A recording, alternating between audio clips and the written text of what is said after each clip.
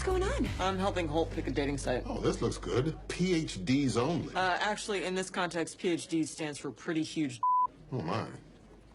I can only assume that MDs only stands for medium.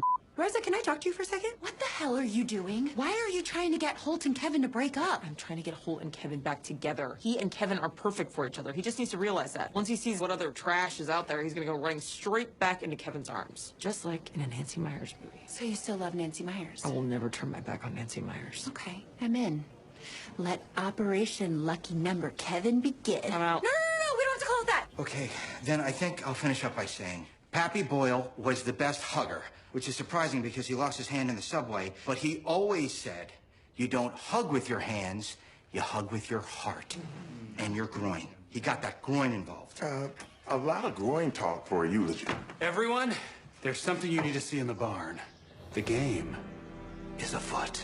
Pappy Boyle was 93. Who would have suspected that his death stemmed from anything other than the cruel embrace of Father Time? To suggest as much might get someone labeled a crackpot, a kook, someone that's bored with their suspension. Can you cut the Harriet the Spy wind up? It stinks in here. What you're smelling, Terry, is duplicity and deceit. I think it's actually Pappy's organ. Sam, you're kind of messing with my flow right now. Point is, I was examining the body, and I found something. Classic ulceration and desquamation of the mouth. Telltale signs of poisoning. In other words, what we have ourselves here is a good old-fashioned murder. Oh, no. of a man who you all love dearly. I shouldn't have done the Knives Out accent. All right, a man has been poisoned, his will is missing, and there's only one person who stands to profit.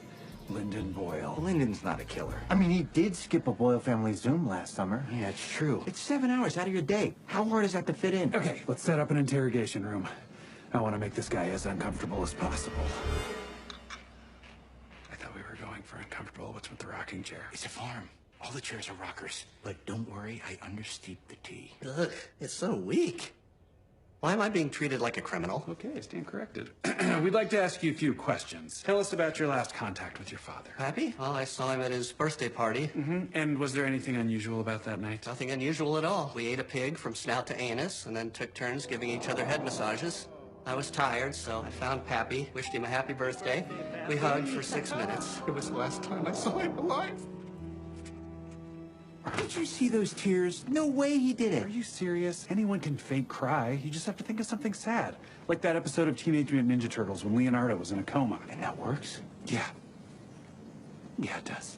Now, come on. Let's go poke some holes in Lyndon's story. It was such a great party. Everyone had the best time. I mean, except for Lyndon. Lyndon wasn't happy? Yeah, it was strange. He was passing through the living room. I asked him if he wanted a little HJ, but he just ignored me. I mean, who doesn't want an HJ from their cousin? Hold up, an HJ? A head job, a massage.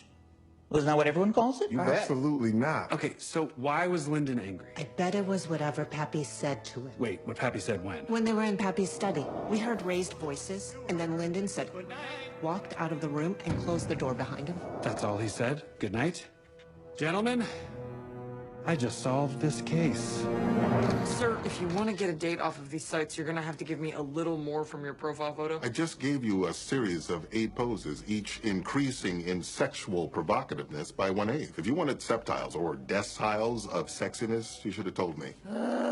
What? Why do you care so much, Santiago? I thought you didn't like the idea of me dating. Yes, initially, but then I thought about your metaphor about how relationships are like a chess match, and it really convinced me. That was a strong observation. So why don't you think of this profile photo as an epic chess move? Like Vladimirov's Thunderbolt of 1987. Close the door, Diaz. I'm removing my collar stays.